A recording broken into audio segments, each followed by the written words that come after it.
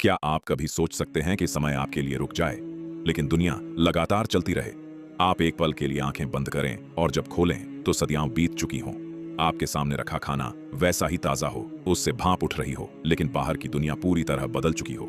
ये कोई फिल्मी कहानी या कल्पना नहीं है, बल्कि कुरान पाक में बताया गया एक सच्चा वाकया है जो इंसान के दिल और दिमाग को हिला देता है। अल्लाह ताला फरमाता है, फमा तहुल्लाहु मात आमिन सुम्मा बसहू, यानी अल्लाह ने उसे 100 साल के लिए मौत दी, फिर उसे दोबारा जिंदा किया। यह वाकया हमें सिखाता है कि समय, जिंदगी और मौत सब अल्लाह के हुक्म के तहत है।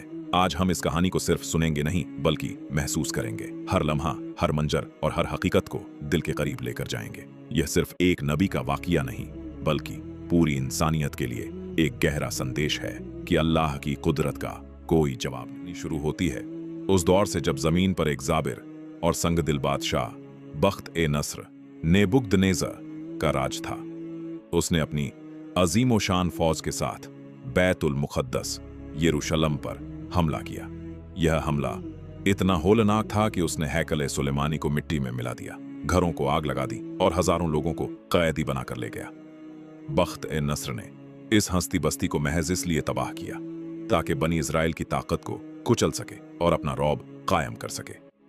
जहां कभी अजाने और इबादतें होती थीं, वहां अब सिर्फ काली राख और गिरे हुए सुतून बाकी थे।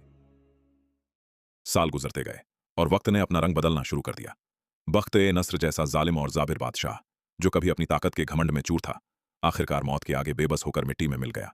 उसकी वसीय सल्तनत, जो कभी खौफ और दहशत की निशानी थी, आहिस्ता आहिस्ता जवाल का शिकार होने लगी। नई ताकतें उभरने लगीं और दुनिया का नक्शा बदलने लगा।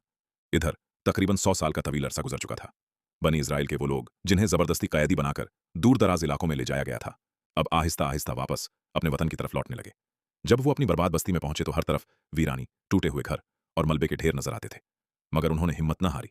उन्होंने मिलकर मलबा साफ किया, एक एक पत्थर उठाया और फिर से अपने घरों और गलियों को आबाद करना शुरू कर दिया। वक्त के साथ वही उजड़ी हुई बस्ती दोबारा एक जिंदा और आबाद शहर में तब्दील हो गई। बाजार सज गए, घरों में चिराग जलने लगे और जिंदगी अपनी रौनकों के साथ लौट आई।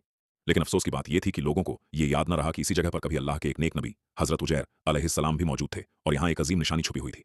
हजरत उजैर अलैहिस्सलाम अपने वफादार गधे पर सवार एक तवील सफर तय करते हुए आगे बढ़ रहे थे। सूरज अपनी पूरी तपिश के साथ चमक रहा था और खुश्क जमीन से उठने वाली गर्दो गुबार फिजा में फैलकर एक अजीब सी उदासी पैदा कर रही थी। हवा के हल्के झोंके जब रेत को उड़ाते तो ऐसा महसूस होता जैसे वक्त की पुरानी कहानियां भी इस मिट्टी के साथ बिखर रही हों।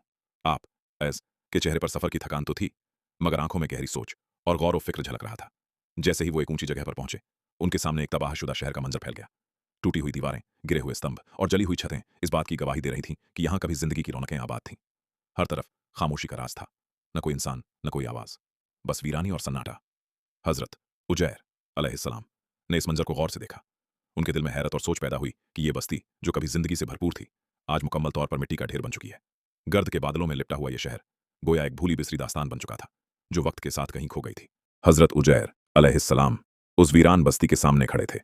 टूटी दीवारें, जले हुए घर और हर तरफ फैली खामोशी एक अजीब कैफियत पैदा कर रही थी। आपने आसमान की तरफ देखा और दिल में सोचते हुए फरमाया, या अल्लाह, ये क्या माजरा है? ये शहर तो मुकम्मल तबाह हो चुका है, इसे दोबारा कैसे जिंदा किया जाएगा? ये सवाल किसी शक की बुनियाद पर नहीं था, बल्कि अल्लाह की कुदरत को अपनी आंखों से देखने की एक ख्वाहिश थी, ईमान को और मजबूत करने की एक तड़प। अल्लाह ताला ने अपने नबी की इस ख्वाहिश को कबूल फरमाया। आप एक दरख्त के साए तले आराम करने के लिए लेट गए। जैसे ही आप लेटे, अल्लाह ताला ने आपकी रूह कब्ज कर ली और आप एक तवील नींद में चले गए। वक्त गुजरता रहा, दिन महीनों में, महीने सालों में और साल पूरे 100 साल में बदल गए। 100 साल बाद अल्लाह ताला ने आपको दोबारा जिंदा किया। जब आप बेदार हुए तो ऐसा महसूस हुआ जैसे अभी अभी सोए हों। उसी वक्त एक फरिश्ता आया और पूछा, आप कितनी देर सोए रहे? हजरत उजैर अलैहिस्सलाम ने जवाब दिया, शायद एक दिन या दिन का कुछ हिस्सा। फरिश्ते ने कहा, नहीं, आप 100 साल तक इसी हालत में रहे हैं। यह अल्लाह की कुदरत का मुजाहिरा है। फिर अल्लाह ताला ने आपको निशानियां दिखाईं। आपका गधा जो मर चुका था, उसकी हड्डियां दोबारा जुड़ने लगीं, उस पर गोश्त चढ़ गया और वो जिंदा होकर खड़ा हो गया। आपका खाना भी वैसा ही ताज़ा था जैसे अभी रखा गया हो। ये सब देखकर आपका दिल अल्लाह की कुदरत पर और ज्यादा मुतमिन हो गया। जब हजरत उजैर अलैहिस्सलाम अपनी बस्ती की तरफ लौटे तो सब कुछ बदल चुका था। शहर आबाद हो चुका था, लोग नई नस्ल के थे। वहां आपका एक बेटा भी था जो अब बहुत बूढ़ा हो चुका था, तकरीबन 100 साल का।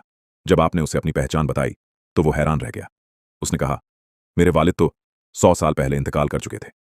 मगर जब निशानियां सामने आईं और अल्लाह की कुदरत जाहिर हुई तो वो ईमान ले आया कि वाकई ये उसके वालिद ही हैं जिन्हें अल्लाह ने दोबारा जिंदा किया। ये वाकया अल्लाह की अजीम कुदरत की एक जबरदस्त मिसाल है कि वो मुर्दा को जिंदा कर सकता है और नामुमकिन को मुमकिन बना सकता है। हमें भी चाहिए कि हम अपने ईमान को मजबूत करें और अल्लाह की कुदरत पर कामिल यकीन रखें। अगर आपको ये कहानी पसंद आई है तो चैनल को सब्सक्राइब करें, बेल आइकन जरूर दबाएं और इस पैगाम को ज्यादा से ज्यादा लोगों तक पहुंचाएं ताकि सब अल्लाह की कुदरत को पहचान सकें।